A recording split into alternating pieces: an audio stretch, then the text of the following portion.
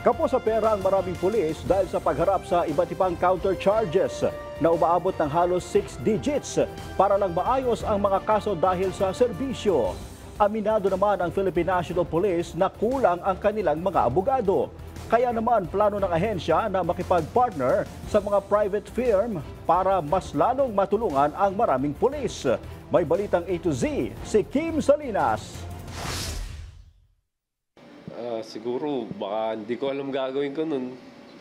Baka maabot din sa punto na baka umayaw na din. Aabot na sa punto ng pagre-resign ang naiisip ng maraming pulis na kumakaharap sa iba't ibang counter charges dahil sa serbisyo. Isa na rito si Patrolman Joven Cassia matapos gampanan niya ang kanyang tungkulin na sa huli siya pa pala ang makakasuhan. Kwento niya, kinasuhan siya ng pamilya matapos nilang mapatay sa operasyon ang sospek. Nung harangin namin, nagkaroon kami ng banggaan, motor sa motor. Doon kami tumaob, tapos pagtayo nung suspect, tinutukan kami ng baril at nagpaputok. Tatlo silang kinasuhan matapos ang insidente, ang isa nga nagpalipat na lamang ng destino. Dagdag pa sa kalbaryo ang pagtigil na kanilang sweldo. Sobra kaming nalow moral, siyempre nagtrabaho ka na tapos nakasuhan ka pa. Yun, nawala na sahod, nakuha na ng baril.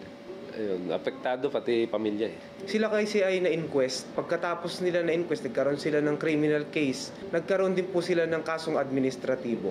Yung sahod po nila ay na-hold dahil po yun po ay SOP ng ating PNP Finance. Liban pa sa problemang kinakaharap, ang bayad sa abogado para gumulong ang kaso. Talaga po ang pulis ay sisik ng services ng isang private lawyer dahil siyempre gusto po natin na maganda yung servisyon legal na ating makukuha. Dahil po tayo siyempre nasa law enforcement po tayo, gusto natin maibalik yung ating pangalan at yung serbisyo.